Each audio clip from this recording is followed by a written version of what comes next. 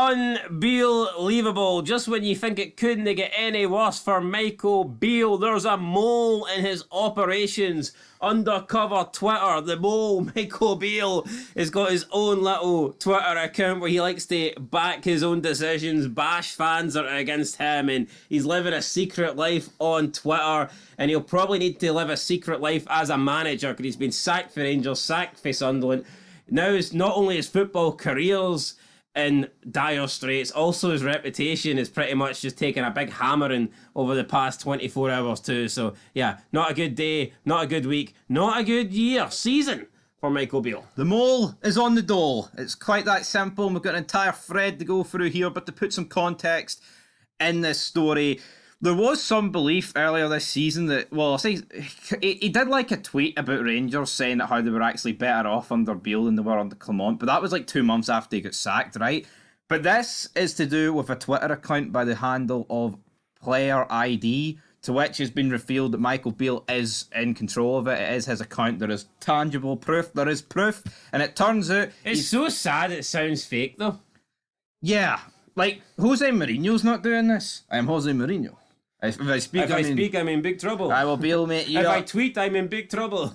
Yeah, and the reason why we're making this, I mean, it's not just Sunderland, it's Rangers, it's Clement, it's everything, it's Tony Mowbray. He's basically blasting both sets of fan bases here. So we may as well get stuck into it. So essentially what he did was he had an undercover Twitter account that he was posing as some sort of, I don't know, like football fanatic, football insider, and he was using this account to praise himself, put himself over, and bash like fans that were against him or bash managers that he was being compared to. So basically, this account would be supposedly respected within the football community, but it would always be pro Michael Beale and would say nothing negative about Michael Beale, and that turns out, because it's Michael Beale running the show, it's Michael Beale running the account. Yep, but the only difference is in the actual reality to your story is that Michael Beale didn't really keep it undercover, because if you did a bit of digging, you would have quickly found out that this account is public knowledge and everyone knows it's now Michael Beale. Which begs the question, if that's the case, if he wasn't going to hide it, why not just tweet from his own account?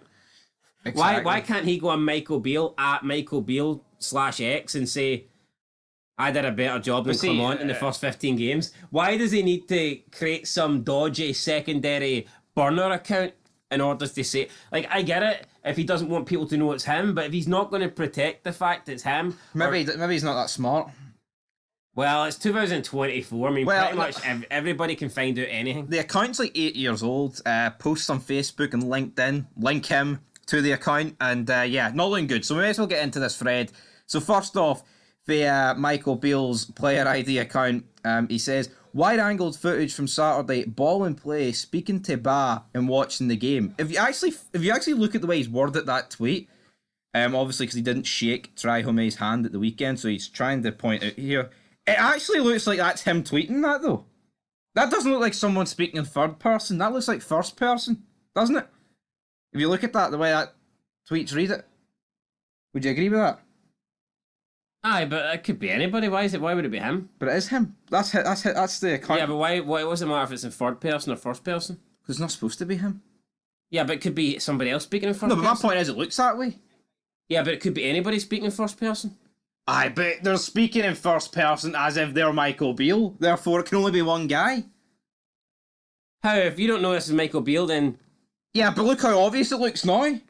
That's my point. Aye, alright. Yeah, fair enough. Alright, move on. Right, so read that out.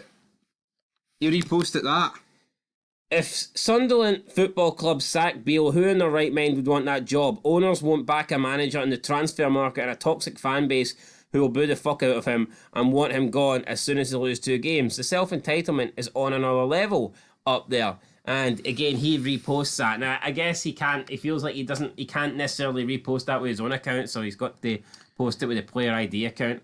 Yep, so here is another one. This obviously involves Rangers. He says, huge title race in SPFL if Rangers eclipse the 92 points they got last year under Michael Beale. I think they will win the league. It's a big ask to get 32 points with 39 left. It shows how relentless the form was under Ange to hold off Rangers. Will they do it again? At Ibrox Rocks. So this is reeking of desperation here.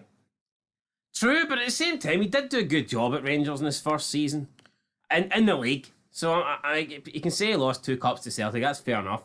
But he did outscore Ange Postecoglou from when he took over as manager. So I think he deserves a bit of credit for that. Yeah, but is it not embarrassing how he tweeted this on Saturday night and it was the same day that the Sunderland team got beat? Shouldn't he be doing research into like, here, how can I fix this? Yeah, instead of tweeting about something that's done and dusted, it's already in the past. Yeah, it's his former club. I mean, it doesn't really matter if he gets credit or if people, say he was shit or not. He can't change that. Surely he would have been better off focusing on what he can do to make Sunderland better rather than wasting his time tweeting about what could have been at Rangers if Ange's team wasn't relentless. But he's a weird little man. That is for sure. He has fucking time on his hands. So there is the tweet that links him to it on says on Twitter. So give at Michael Beale new business at player ID a follow and check out the website. You'll not regret it. So that further backs it up. Aaron Crowley has pretty much landed Michael Beale in the shit. Now obviously this is like 7 years ago. Could he have sold it since then? The fact is very pro Michael Beale. You wouldn't believe so. And even if he did sell it, I mean, has he sold it to someone that is a family member or someone that's close to Michael Beale? Yeah, it's very weird though that he sold this account and... But all it does is praise Michael Beale. It's like, very strange. Why wouldn't he just create a new... Oh, Michael, man, what have you done? And then this is from his LinkedIn page. So as you can clearly see, Michael Beale, professional football coach. And it goes on to talk about how this is player ID, because that's actually his business as well. We can talk about he sold the player ID Twitter handle, but the fact of the matter is this: Michael Beale has a business set up that's called Player ID. So what can you really do here? And then you've got this Player ID development program for players and coaches, home of the Player ID podcast, hosted by at Michael Beale. Would you say it's guilty? Oh, aye, he's done for. There's no coming back for this.